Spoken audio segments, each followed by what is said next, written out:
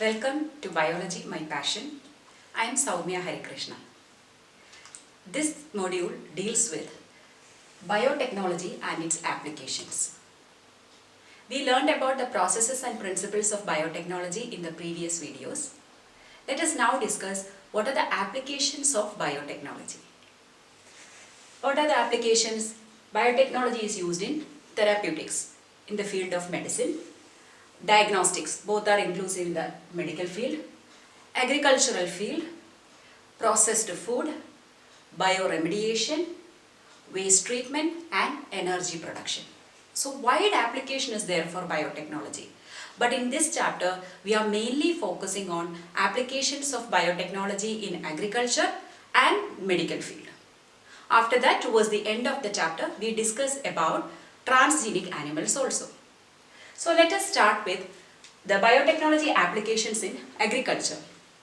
So the area of biotechnology when deals with agriculture and environment, we call it as green biotechnology.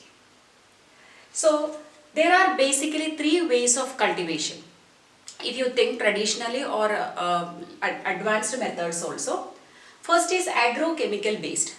Agrochemical based agriculture means what? We are using lot of chemicals in the agricultural processing. For example, when we are doing cultivation, we have to use fertilizers to improve the fertility of the soil. And if the plant is infected by some pest, we spray some pesticides. We add some weedicides to kill the weeds. So different stages we use chemicals. That is called agrochemical based agriculture. Then organic farming. So since agrochemical based agriculture can produce pollution, we thought of a system where we can have agriculture or food production without involving any chemical or minimal use of chemicals. We are using only natural products. Instead of fertilizers, the manure can be used. Or instead of pesticides and weedicides and all, we can use some natural decoctions like maybe tobacco decoction or neem leaves like that. Very organic way of farming. It is a very safe method also. But why can't we continue with that?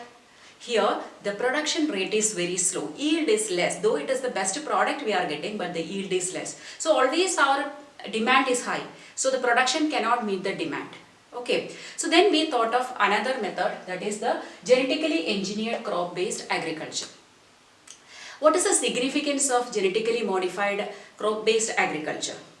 The reason is when we did Green Revolution, post-independent India was not self-sufficient in grain production. So we started Green Revolution in India under the guidance of Norman Borlaug, and in India it was headed by Dr. M.S. Swaminathan. So during that time, we used all better management practices in the agricultural processes. We used a lot of fertilizers, chemicals, pesticides, etc. in the field. And we used high yielding varieties specially produced. With all these efforts, we were successful in grain production, or we became self-sufficient in grain production. But still, population is still increasing. So we have to again think of varieties or methods for improving the production. And also, the problems are, when we did Green Revolution, we used a lot of chemicals. After that, we realized the consequences it had on the nature. Lot of pollution happened. Second thing, the agrochemical based agriculture, all these chemicals that we are using are expensive. So our farmers may not be able to afford to buy these chemicals or the high yielding varieties. So we have to think of a situation where we can have high production, improved quality of the production within a short period of time, but without causing any disturbance to the balance of the nature. So who will help us in that? Genetic engineering. Here, we are manipulating the plants in such a way that the plants can take care of themselves. They can get rid of the pests themselves. So do we have to add the chemical? No. So we can drastically reduce the dependence on chemicals during agriculture. Bacteria, fungi, animals and plants whose genes have been modified by manipulation are called genetically modified organisms. So now let us focus, or they are called a GMO. Let us now focus mainly on genetically modified plants. How are they better compared to the normal plants? So the first is tolerant to abiotic stresses. What are abiotic stresses? The non-living conditions of the atmosphere or the ecosystem. So here we know that while plants are naturally, they are growing in adverse conditions. So they have the genes to resist all these adverse conditions to a greater extent. So we have taken the genes for this tolerance from the wild varieties of plants and introduced them into the domesticated plants, and we are modifying them. So they became genetically modified plants. So now they have better tolerance to the abiotic stresses like drought, frost, salinity, heavy metal toxicity, etc. So second is reduced dependence on chemicals. As I mentioned previously, if we are making the plants resistant to these pests or insects, we don't have to spray any chemicals on it. Post-harvest loss means what? After we harvest, till we bring them to the market, the product to the market, the product should remain in the good quality. Otherwise, it will not have the market value. That is called a shelf life period. This is basically applicable to fruits and vegetables. They may get overripe within no time. So if we can delay the ripening process, shelf life period can be increased. So that is advantageous to farmers. So in that regard, we have a typical plant called a flavor saver tomatoes.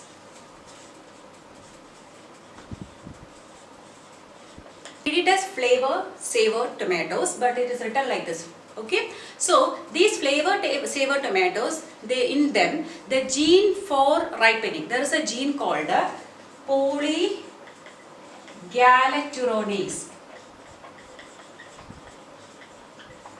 Okay, what is the function of this gene? This gene is responsible for degrading the cell wall. Degradation of the cell wall will lead to ripening of the tomato. We know that if tomato is overripe, it is very soft. But so what did scientists do? They inactivated the gene for polygalacturonase. Now, ripening is delayed. As a result, shelf life is also increased. Then another advantage is efficient mineral usage. Suppose the plant is capable of taking up all the nutrients in the essential quantity, then there is less reliance on fertilizers. Then enhanced nutrient value. Whenever we are taking food, we want to take different types of or varieties of food in our diet because we need a balanced proportion of all the components like carbohydrates, proteins, fats, vitamins, minerals. But majority of people cannot afford to have such a variety of food. So there occurs hidden hunger. You know that majority of people all over the world have rice as the staple food. But what do we get from rice? Starch. But we have produced a type of rice called a golden rice. As the name indicates, it is yellow in color, that's why it is called a golden rice. Scientists have introduced a beta-carotene gene into this golden rice. Beta-carotene gene is a precursor of vitamin A. So while eating the rice, they are getting vitamin A needed for the proper functioning of their body. You know, vitamin A is very important for the vision. That is, it can otherwise the deficiency can lead to night blindness.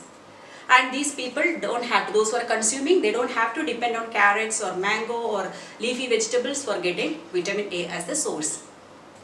And another one is super bananas, because banana is also a very commonly used food for the normal people. So in the banana also vitamin A gene has been added. So now this banana also provides vitamin A in addition to all the nutrients present in the fruit. An example of a genetically modified plant is rapeseed or Brassica napus. Scientists have added the gene for hirudin into it. Hirudin is actually a chemical which acts as anticoagulant, means it can prevent blood clotting. So whenever we are transfusing blood to a patient and all, we have to add little hirudin into it to prevent the clotting of blood.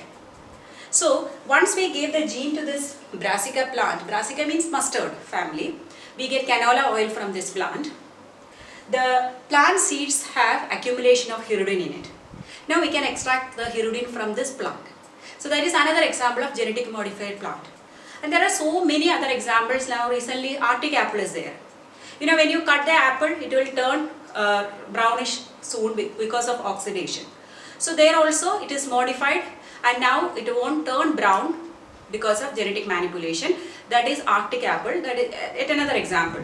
Okay, so there are so many examples of genetically modified plants around. Insect resistant plant. By modifying them genetically, we have made the plant resistant to insect, so that we don't have to use any insecticide. So there is a bacterium called Bacillus thuringiensis. It's the bacterium. Short form is BT. Bacillus thuringiensis. This bacteria has got a gene. What's the name of the gene? Cry gene. But it's not crying, okay? Cry gene. The cry gene can produce cry protein. Cry stands for crystal. Short form of crystal is cry. Now look here, is there any difference when I wrote cry and cry? Both are same. Gene is cry, protein is also cry. But do you find any difference here? Yes. See, small letter if you write, that is the name of the gene. If you use capital C, that is the name of the protein. Please keep in mind. Okay. So this cry protein is actually a crystal protein. But when it is secreted in the body of Bacillus thuringiensis, it is in the form of a protoxin. Or this toxin is also called a Bt toxin. Okay? So it is in the form of protoxin. Protoxin means what?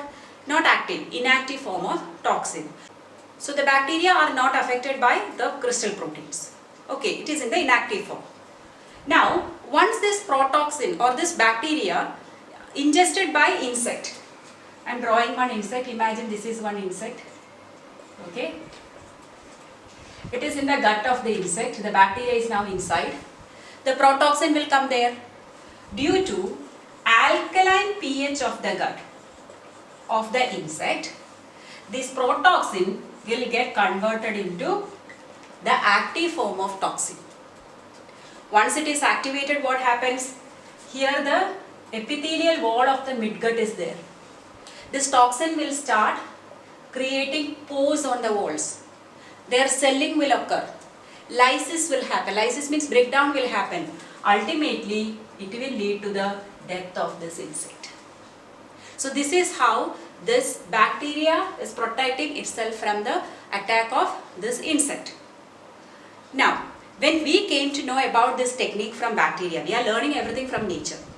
We learned about this technique used by bacteria. Then what did we do?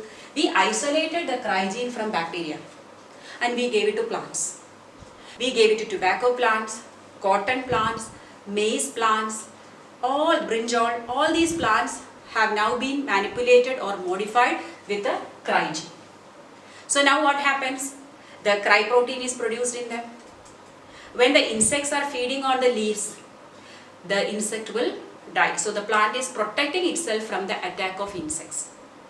But here one thing, this toxin, different types of toxins are there, like cry protein, different types are there. Each one is very specific towards a particular insect.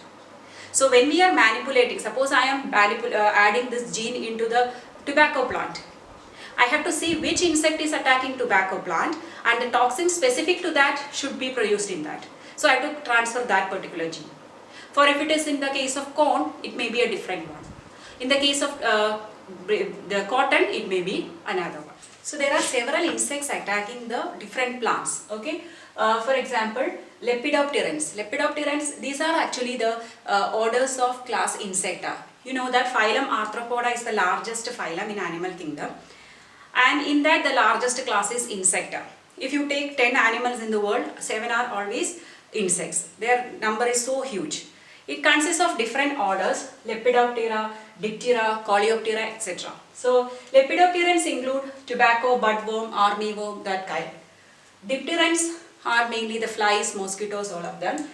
Coleopterans are beetles. So against each one of them, there are specific Bt toxins produced. So usually cotton plants are affected by cotton bollworms. From the name itself, they are attacking the shoot tip.